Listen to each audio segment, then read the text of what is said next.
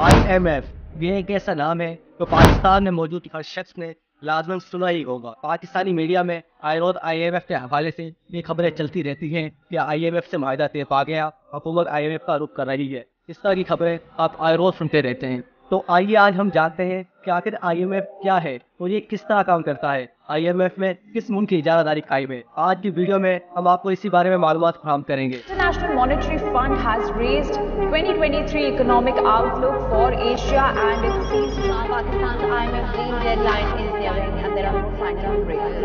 We would be there for that court case when it opens up on December 2020. It's approved a $3 billion program aimed at boosting. یہ بات 1930 کی ہے جب Europe کو شدید معاشی مسائل کا سامنا تھا۔ اس کے بعد 1939 میں جب دوسری جنگ عظیم لڑی گئی، اس کے بعد یورپ کی معیشت مکمل طور پر تباہ ہو گئی۔ ان تمام حالات کے پیش نظر امریکہ میں بریٹن ووڈ نامی ایک کانفرنس منعقد ہوئی اور اس کانفرنس میں IMF نامی ایک ادارے کا قیام عمل میں لایا گیا۔ اس کانفرنس میں تقریباً 44 کے قریب ممالک نے شرکت کی، جن میں اس وقت کی 3 بڑی عالمی طاقتیں سوویت یونین، امریکہ اور برطانیہ بھی شامل تھی۔ اس کانفرنس میں عالمی معیشت کو بہتر کرنے اور جنگ سے تباہان یورپی ممالک کی معیشت کو بہتر کرنے پر بات ہوئی۔ یہاں آپ کے ذہن میں یہ سوال ضرور ہوگا کہ یورپ کی معیشت کو بہتر کرنے کے لیے سوویت یونین کیوں اہم کردار ادا کر رہا تھا۔ تو یہاں آپ کو بتاتے چلیں کہ سوویت یونین بھی یورپ کا اس وقت ایک فعال حصہ تھا۔ IMF یعنی انٹرنیشنل مانیٹری فنڈ ایک بین الاقوامی ادارہ ہے جو 190 ارکان پر مشتمل ہے۔ IMF کا ہیڈ کوارٹر امریکہ کے دارالحکومت واشنگٹن میں واقع ہے۔ IMF کے موجودہ سربراہ کا نام کرسٹن لاگارڈے ہے۔ IMF دنیا بھر کے ممالک کو قرضے فراہم کرتا ہے، خاص طور پر ایسے ممالک کو جنہیں دیوالیہ ہونے کا خدشہ ہو۔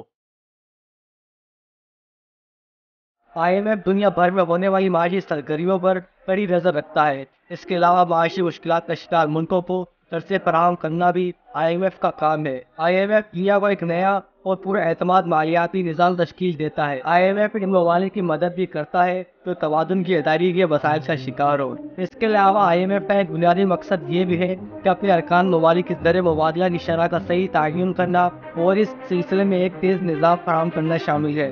IMF کے تمام ارکان کا اپنی معیشتوں کے حساب سے ایک کوٹا ہوتا ہے جس کے ذریعے وہ IMF کو فنڈنگ کرتے ہیں۔ جو ملک جتنا امیر ہوتا ہے وہ اتنی ہی زیادہ فنڈنگ کرتا ہے۔ پاکستان بھی ان ممالک میں شامل ہے جو IMF کو فنڈنگ کرتے ہیں۔ پاکستان IMF کو $2.90 کی فنڈنگ کرتا ہے۔ رکن ممالک کی اس فنڈنگ سے IMF کا بنیادی ڈھانچہ کام کرتا ہے اور دنیا بھر میں کسی بھی ملک کو IMF جو بھی قرضے فراہم کرتا ہے وہ رکن ممالک کی اسی فنڈنگ کے ذریعے کرتا ہے۔ جو ملک جتنی زیادہ فنڈنگ کرتا ہے اس کے IMF میں اتنے ہی زیادہ ووٹس ہوتے ہیں۔ IMF کو زیادہ سے زیادہ فنڈنگ کرنے والے ممالک میں امریکہ، چائنا اور جاپان شامل ہے۔ دنیا کے کسی بھی ملک کو IMF میں شمولیت کو برقرار رکھنے کے لیے اس کی مطلوبہ کوٹا فنڈنگ فراہم کرنا لازمی ہوتی ہے۔ IMF کے بنیادی ڈھانچے یا IMF کے کسی بھی قانون میں تعمیم کرنے کے لیے 85% ووٹوں کی ضرورت ہوتی ہے۔ IMF میں اس وقت سب سے زیادہ ووٹ امریکہ کے پاس ہے جو 17% ہے، یعنی اس وقت پوری دنیا میں مل کر IMF کے قوانین اور IMF کے بنیادی ڈھانچے میں رد و بدل نہیں کر سکتی، کیونکہ اس وقت پوری دنیا کے ووٹ 83 یعنی 83% ہے۔ اسی لیے IMF کوئی بھی کارروائی کرنے کے لیے سب سے پہلے امریکہ کی طرف دیکھتا ہے۔ اسی لیے IMF پر امریکہ کا گہرا اثر و رسوخ ہے اور IMF پر امریکہ کی ادارہ داری قائم ہے۔ پاکستان کے فیصلہ ساز بھی یہ جانتے ہیں کہ اگر IMF سے قرضہ لینا ہے تو امریکہ سے تعلقات معمول پر رکھنے ہوں گے، ورنہ امریکہ پاکستان کے لیے مشکلات پیدا کر سکتا ہے۔ سب سے پہلے ایک معاشی بحران کا شکار ملک IMF سے مدد کی اپیل کرتا ہے۔ اس کے بعد اس ملک کی حکومت اور IMF کے نمائندے مالی اور معاشی صورتحال پر بات چیت کرتے ہیں اور ڈائیلاگ کرتے ہیں۔ ملک کی حکومت IMF کی معاشی پالیسیوں پر اتفاق کرتی ہے اور اس کے بعد پالیسی پروگرام IMF کے بورڈ کو پیش کیا جاتا ہے۔ وہاں بورڈ کے نمائندے اور ایگزیکٹو بورڈ قرضہ دینے کی منظوری دیتا ہے۔ تاہم اس تمام دورانی کے دوران IMF تمام پالیسی اور اقدامات کی خود نگرانی کی شرط پیش کرتا ہے اور جب یہ تمام شرطیں وہ ملک قبول کر لیتا ہے تو اس کے بعد IMF اس ملک کو قرضہ دینے پر راضی ہو جاتا ہے۔ 1944 کو جب IMF کو بنایا گیا، اس کے ٹھیک 6 سال بعد پاکستان 1950 کو IMF کا رکن بنا اپنے قیام سے لے کر ایک دہائی تک پاکستان IMF کے پاس قرضہ لینے نہیں گیا، حالانکہ اس وقت پاکستان کو بے حد مالی مسائل کا سامنا تھا اور IMF مسلسل پاکستان کو قرضہ دینے کی پیشکش کر رہا تھا۔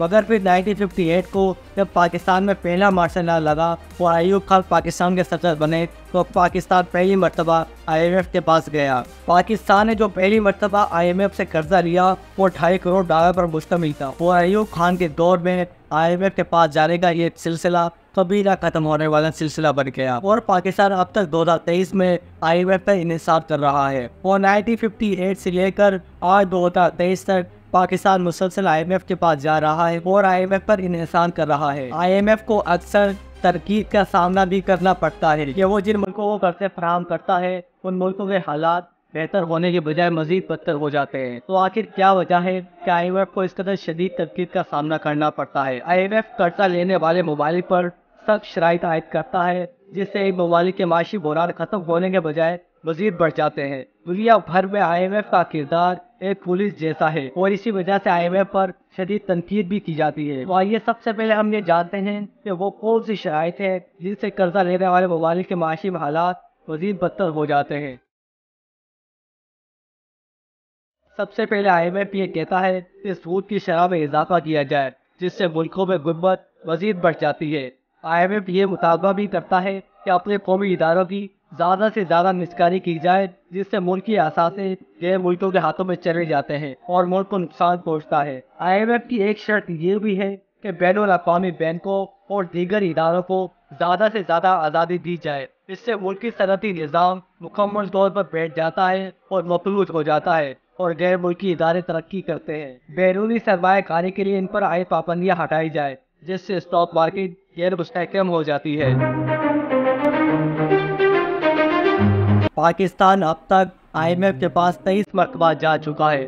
پاکستان میں آنے والی ہر نئی حکومت چاہے وہ کسی بھی پارٹی کی ہو IMF کا رخ ضرور کرتی ہے۔ تو آئیے ہم یہ جانتے ہیں کہ کس کس کے دور حکومت میں پاکستان IMF کے پاس گیا اور کتنی دفعہ گیا۔ ایوب خان کے دور میں پاکستان IMF کے پاس 3 مرتبہ گیا۔